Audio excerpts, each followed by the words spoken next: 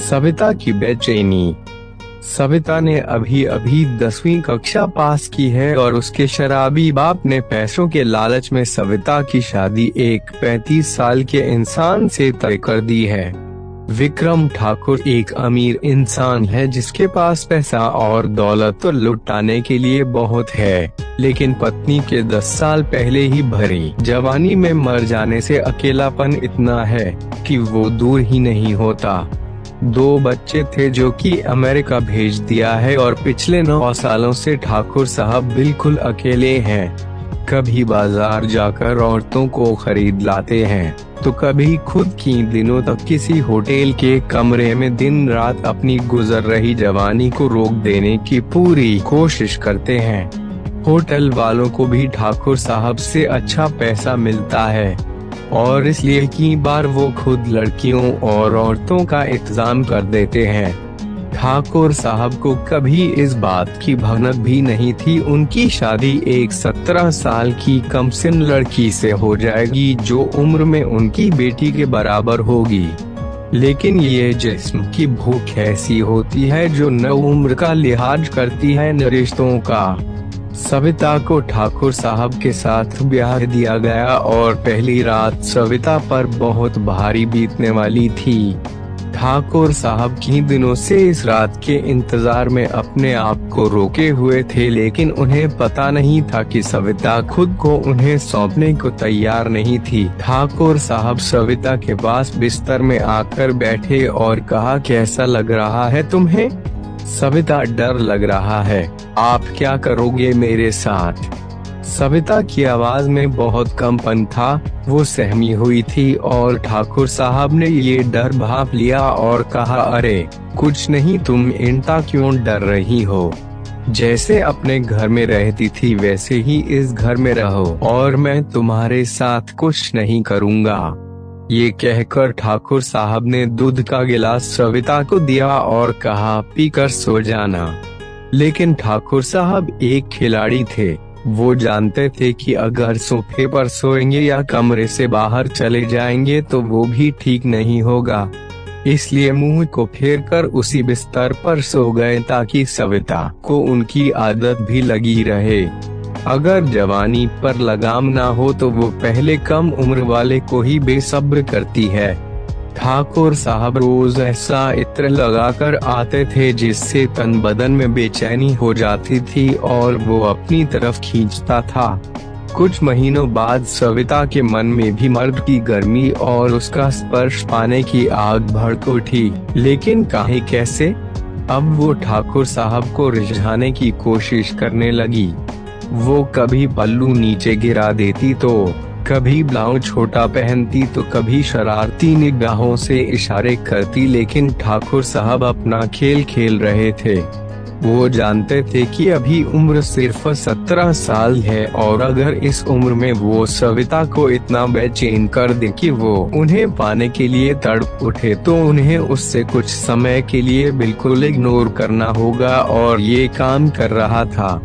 सविता को मर्द की तड़प थी, उसकी जवानी उसे हर मोड़ पर बेचैन करती जा रही थी, लेकिन ठाकुर साहब बिस्तर पर उसे सिर्फ सहानुभूति और आश्वासन दे रहे थे।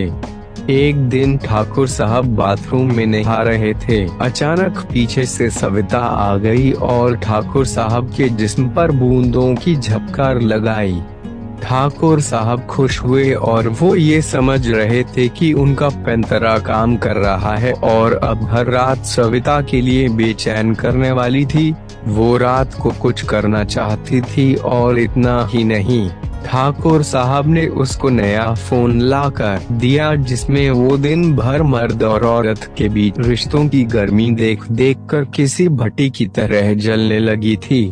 एक रात ठाकुर साहब जैसे ही बिस्तर पर आए, सविता ने अपना सर उनकी जांघों पर रख दिया और कहा, आप मेरे साथ ऐसा क्यों कर रहे हैं? आप मुझे प्यार नहीं करते? ठाकुर साहब ने कहा, नहीं जान, ये तुमसे किसने कहा? मैं तुमसे बहुत प्यार करता हूँ। सविता, तो आप मुझसे दूर दूर क्यों भागते हैं? ठाकुर साहब, मैं दूर नहीं भागता, मेरे पास काम बहुत है, उसे नहीं छोड़ सकता। सविता, तो क्या मेरे लिए थोड़ा वक्त नहीं निकाल सकते? कम से कम बिस्तर पर तो हम दोनों अकेले होने चाहिए। ठाकुर साहब ने फौरन कहा, और हम बिस्तर पर क्या करेंगे भला? सविता, जो आप करना चाहो और जो मैं करना चाहूँ। बस इतना कहने की देर थी। ठाकुर साहब के हाथों में सारा खेल आ चुका था। उन्होंने अपने दोनों हाथों से सविता की कमर को कसकर पकड़ लिया और उसे अपनी तरफ खींचा और कहा, देख लो, मैंने पकड़ा तो फिर छोड़ूंगा नहीं। सविता, तो यहाँ छूटना कौन चाहता है? ठाकुर साहब, दर्द भी होगा। सविता, तो दीजिए न, मैं तड़प रही हूँ। बस फिर क्या था? ठाकुर साहब ने अपनी पकड़ सविता पर बना ली और उसके बाद जैसा जैसा ठाकुर साहब करते गए, सविता उनका साथ देने लगी। कमरा गर्म आहटों और सिसकियों से गूंजने लगा। आज की रात बहुत लंबी होने वाली थी, क्योंकि न ठाकुर साहब को नींद आने वाली थी और न ही वो सविता को सोने देते। एक दूसरे से लिपटकर दोनों कुछ घंटों तक बस एक दूसरे का स्पर्श, गर्म आहें, जिस्म से जिस्म की गर्मी को महसूस कर रहे थे।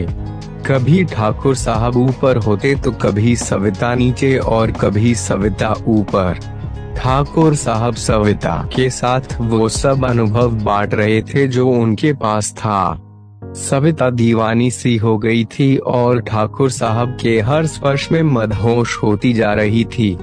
होठों से शुरू होने वाली कहानी जांघों तक पहुंच गई थी, लेकिन अभी परम सुख का क्लाइमैक्स बाकी था। किसी तरह का कोई विचार दिमाग में नहीं था और भरी जवानी बहुत भारी हो गई थी। इस कच्ची उम्र में जहां बह गए बस बह गए। सही क्या है गलत क्या, इसका भी अंदाजा नहीं लग सकता। सविता ठाकुर साहब को वो सुख दे रही थी जिसे उन्होंने पहली शादी के बाद भी महसूस नहीं किया था, और ये सुख इसलिए भी बहुत खास था कि एक तरफ ठाकुर साहब की जवानी जा रही थी और दूसरी तरफ सविता की जवानी आ रही थी। दोनों के बीच जिस्मों को पाने की बेताबी बहुत थी और दोनों की जिस्म जल रहा था। दोनों अपने अपने हिस्से की आग को बुझाने की हर मुमकिन कोशिश कर रहे थे। ठाकुर साहब ने सविता को कुछ दर्दनाक अनुभव भी दिए, लेकिन सविता के लिए वो किसी उपहार से कम नहीं था, क्योंकि कली खिलकर फूल बनने को तैयार थी। फिर दोनों ही थोड़ी देर में बिस्तर पर गिर पड़े। अब रोज दोनों एक दूसरे की जवानी का रुपए पीने लगे। अब ठाकुर साहब बूढ़े होने लगे थे, जिसके चलते सविता इधर उधर से अपनी जवानी की प्यास बुझाने लगी थी। हेलो दोस्तों, अगर आपको ये कहानी थोड़ी भी अच्छी लगी हो तो चैनल को सब्सक्राइब कर देना और बेल आइकन को ऑल पर सेट कर देना, जिससे अगली कहानी सबसे पहले आपको मिले। और हाँ, कहानी को लाइक शेयर जरूर कर देना और कमेंट में बताना कैसी लगी थी ये कहानी।